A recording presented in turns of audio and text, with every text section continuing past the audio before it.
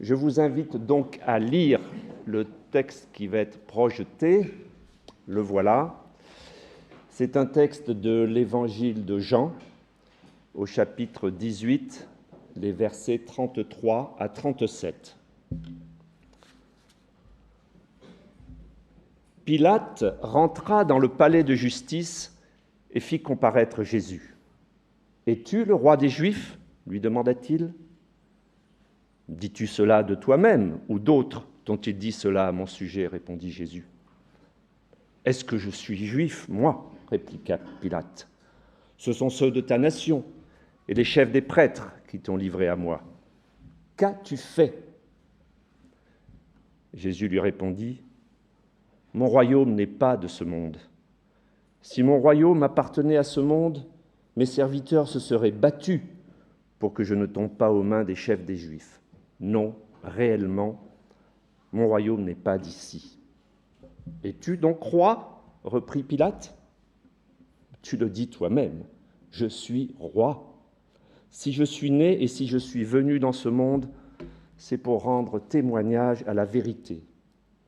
Celui qui appartient à la vérité écoute ce que je dis. »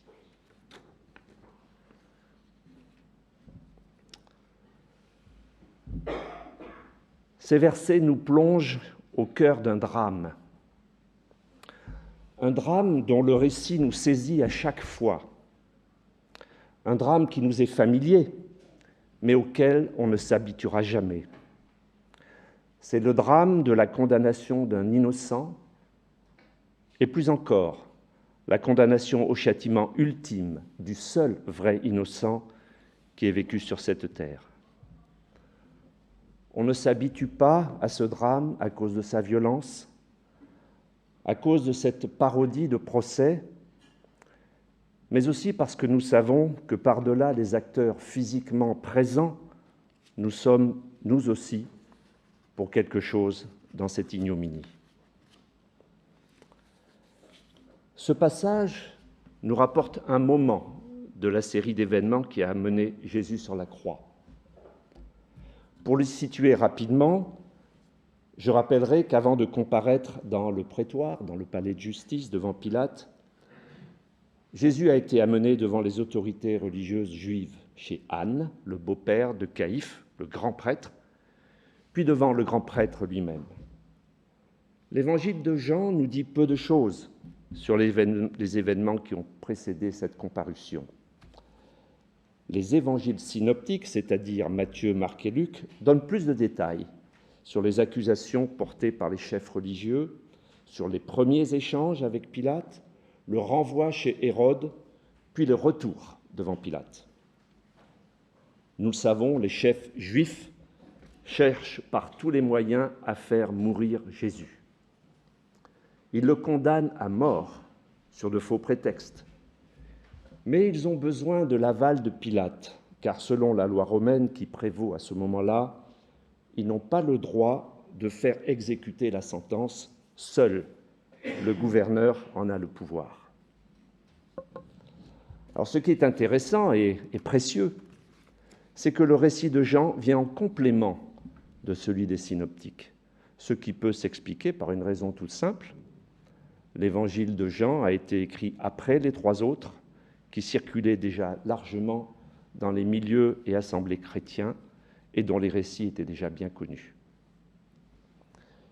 Voici donc Jésus devant Pilate.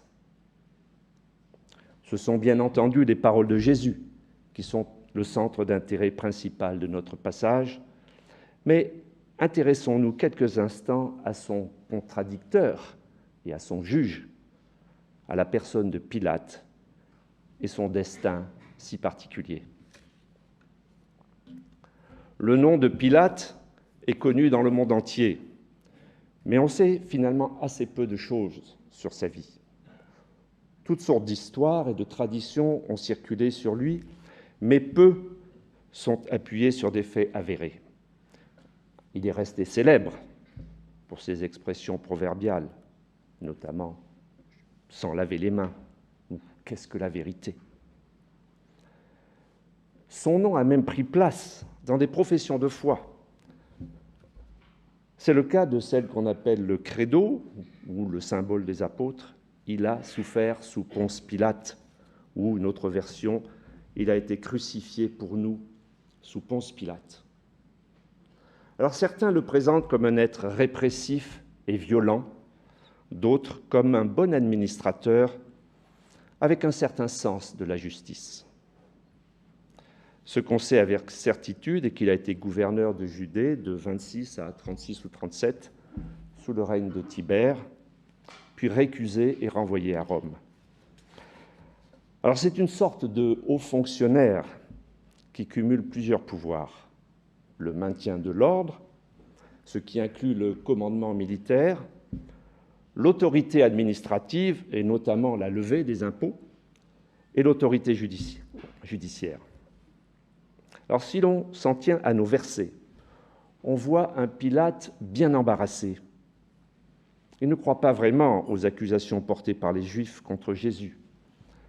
Et cela l'ennuierait de condamner un innocent. Ce n'est pas dans sa mission, ni sans doute dans ses valeurs. Son dilemme est de rendre justice tout en évitant un soulèvement des Juifs.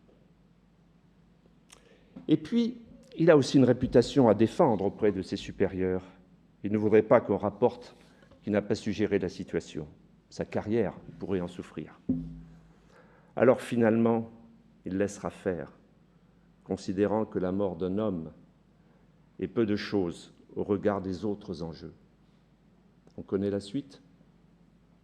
Il accepte finalement de relâcher le bandit Barabbas à la demande de la foule et consent à crucifier Jésus. Même sa femme, Claudia, n'a pas réussi à l'influencer. L'Évangile de Matthieu, chapitre 27, rapporte ces propos. « Ne te mêle pas de l'affaire de ce juste, car cette nuit, j'ai été fort tourmentée par des rêves à cause de lui. » Elle a perçu qu'une grave injustice allait être commise. Elle a tenté, mais sans succès, de convaincre son mari.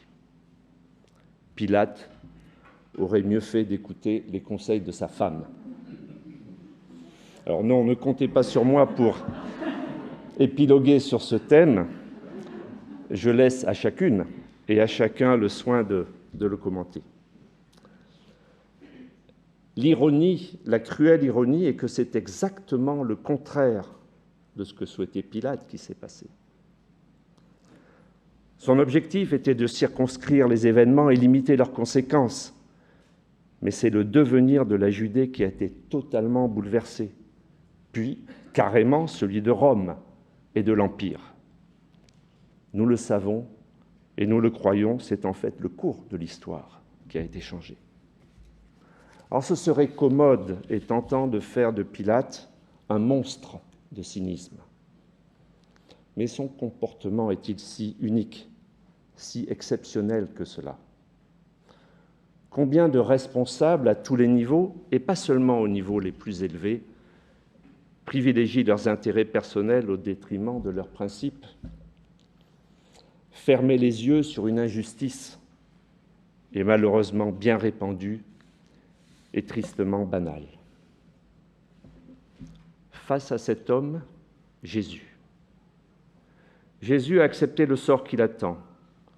Mais ne pensons pas que du fait de sa nature de fils de Dieu, ce fut une formalité. Il est passé par des affres de souffrance. Avant son arrestation, il a prié, il a lutté intérieurement. Il a été pris d'angoisse. Luc nous dit que sa prière se fit de plus en plus pressante. Sa sueur devint comme des gouttes de sang. Mais il s'est finalement soumis à la volonté de son Père. Maintenant, il est prêt, et cela transparaît dans le calme et la force qu'il dégage. Cela se voit aussi dans l'autorité et la liberté avec lesquelles il s'exprime à ce moment-là. Et les paroles de Jésus que Jean nous rapporte ici constituent fort probablement ce que Paul appellera dans la première lettre à Timothée la belle profession de foi de Jésus-Christ devant Pilate. Alors qu'est-ce que Jésus professe ? Que dit-il ? Suivons son dialogue avec Pilate. À la question « Es-tu le roi des Juifs ?», Jésus ne répond pas, mais pointe le manque d'objectivité de Pilate et l'accuse d'être sous influence. « Tu ne fais que répéter ce qu'on t'a dit, ce que les responsables juifs t'ont dit. » Pilate craint de se voir embarqué dans des considérations religieuses qui n'ont pas lieu d'être dans un procès civil. Il tente alors de reprendre le contrôle de l'échange en revenant aux faits, plutôt qu'en restant aux prétentions des Juifs. « Qu'as-tu fait ?» C'est-à-dire, dis-moi, toi Jésus, dis-moi ce que tu as fait et je jugerai si tu es coupable. À nouveau, Jésus refuse d'entrer dans le jeu de Pilate et il se place alors sur un tout autre plan. Mon royaume, que l'on peut traduire aussi par mon règne, n'est pas de ce monde. Mon royaume n'est pas d'ici, sinon mes serviteurs et mes amis m'auraient défendu des responsables juifs qui m'avaient amené de force. Jésus ne nie pas qu'il est roi, mais d'un royaume qui se situe ailleurs. Un royaume qui ne suit pas les règles de ce monde. Un royaume dont la légitimité relève d'une autre autorité, d'une autre puissance. Un royaume qui n'est pas de nature à inquiéter Pilate. Alors, juste une courte parenthèse pour préciser que pour éviter tout malentendu, que lorsque je dis que son royaume ne suit pas les règles de ce monde, je parle des règles morales et spirituelles, pas des règles et des lois qui régissent la vie en société et auxquelles, sauf circonstances exceptionnelles, nous devons légitimement nous soumettre. Et je rappelle à ce propos que Pilate n'a rien trouvé à redire au comportement de Jésus au regard des lois en vigueur. Le royaume de Jésus n'est pas d'ici, mais il est venu ici-bas avec une mission. Je suis venu pour rendre témoignage à la vérité. Alors que le procès a en principe pour but de faire émerger la vérité, Jésus affirme que c'est de sa propre bouche que sort la vérité, pas de celle de Pilate, pas de celle de son juge. Jésus va même encore plus loin. Celui qui appartient à la vérité écoute ma voix, écoute mes paroles. Il n'est pas seulement le témoin de la vérité, mais la véritable incarnation de la vérité. Ce qu'il a déjà dit à ses disciples, « Moi, je suis la vérité, le chemin et la vie », il le dit maintenant à ses adversaires. Professer la vérité à ce moment crucial est d'autant plus significatif que c'est justement une accumulation de mensonges et de compromissions qui a conduit Jésus à la croix. Judas, on l'a vu tout à l'heure, les responsables juifs, Pilate, le peuple, et même Pierre, qui a menti 3 fois. Jésus est venu inaugurer un royaume fondé sur la vérité et incarné par sa personne. Dans l'épître de Jacques, chapitre 1, verset 18, nous pouvons lire « Par un acte de sa libre volonté, il nous a engendrés par la parole de vérité pour que nous soyons comme les premiers fruits de sa nouvelle création. » Une nouvelle création. Voilà cet autre royaume que Jésus inaugure. Ce règne de Dieu passe par la conversion du cœur de l'homme. Et il se distingue par là du messianisme politique, bien présent chez les contemporains de Jésus. Le royaume de Dieu n'est pas non plus, à proprement parler, un idéal, ni une philosophie, mais il relève d'une décision historique de Dieu, un événement historique accompli en la personne de Jésus. C'est avant tout un événement de salut pour les pécheurs, c'est tout simplement l'annonce de la bonne nouvelle.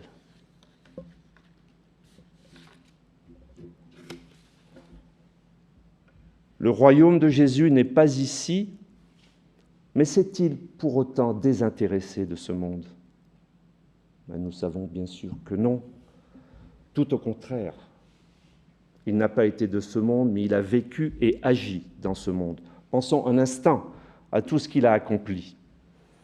Il a fait des miracles, il a guéri, arpenté la Palestine pour prêcher, il a nourri des foules, il a ressuscité un ami, il a nettoyé la synagogue, il s'est insurgé contre les injustices et contre l'hypocrisie du pouvoir religieux.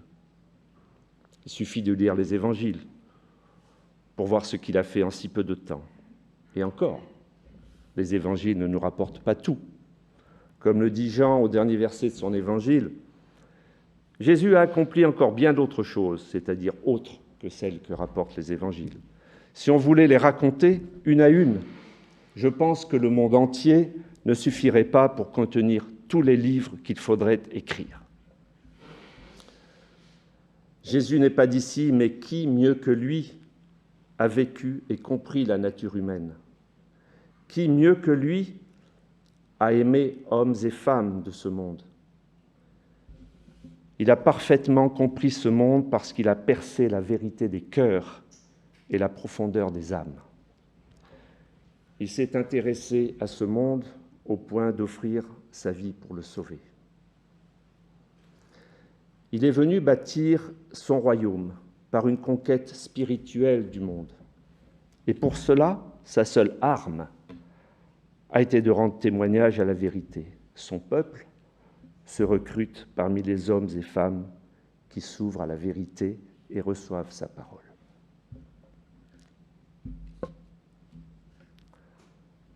Où se trouve notre royaume? Ici ou ailleurs? Impossible d'échapper à cette question qui nous interpelle très directement. Et elle déclenche sans doute chez nous toutes sortes de réflexions, d'images, de questions, peut-être un malaise.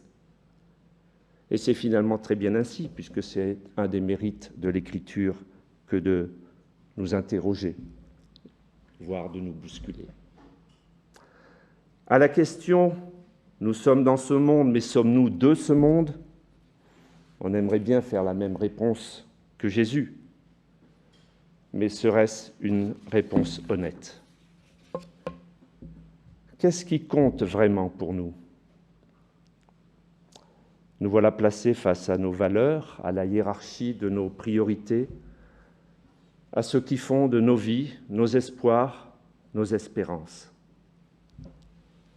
Interrogeons ce qui apporte satisfaction, ce qui nous apporte satisfaction et bonheur. Les biens matériels, la famille, les amis, être reconnu dans la société, que sais-je. Tout cela est en soi légitime, mais c'est une question d'attachement et de priorité.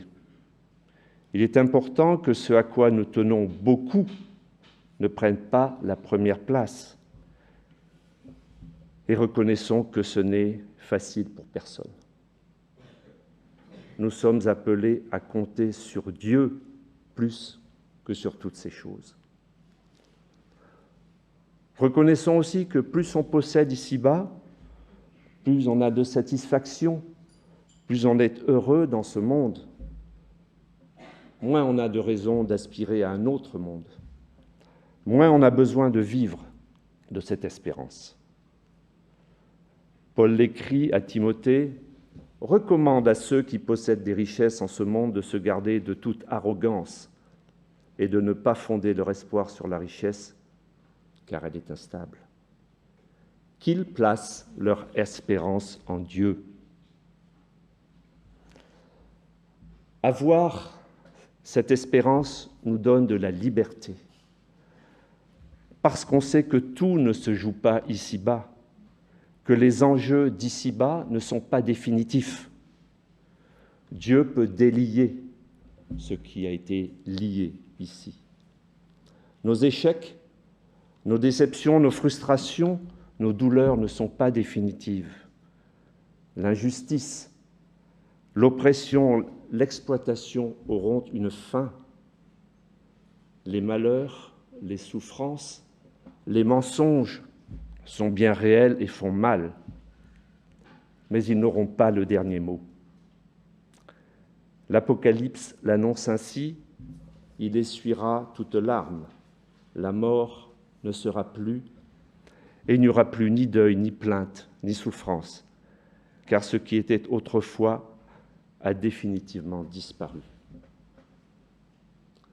Comme les bienheureux du Sermon sur la montagne, nous pouvons nous appuyer sur les promesses du Christ.